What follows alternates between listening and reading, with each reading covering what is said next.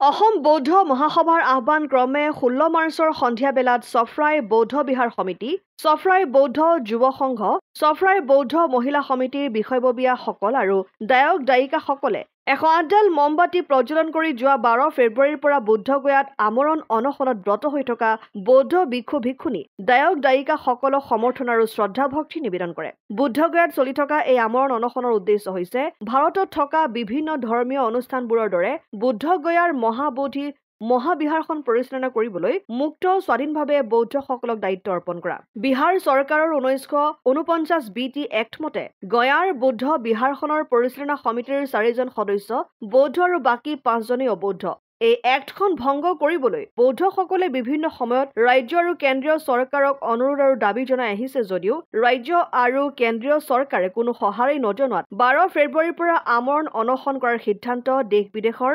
ভিক্ষু-ভিক্ষুণী দায়ক-দায়িকাসকলে ল'বলৈ বাধ্য হয়। প্ৰধানমন্ত্ৰীয়ে বিদেশলৈ গৈ বুদ্ধৰ দেশৰ পৰা আহিছো বুলি পৰিচয় দিয়ে। সেই বুদ্ধৰ অনুগামী বৌদ্ধসকলক বুদ্ধগয়াৰ মহাবোধি বিহাৰখন প্ৰধানমন্ত্ৰীয়ে বৌদ্ধসকলক পৰিচালনাৰ সম্পূৰ্ণ দায়িত্ব দিবলৈ সকলোৱে অনুৰোধ আৰু দাবী কৰিছে। সেই একেই দাবী জনাইছে চৰাইদেউ জিলাৰ চলাপথাৰ শ্যামগাঁৱৰ বুদ্ধ বিহাৰত। মথুৰাপুৰৰ পৰা ইছলাম আহমেদৰ ৰিপৰ্ট, অসম আদিত্য। NKS হুণ্ডাইলৈ স্বাগতম।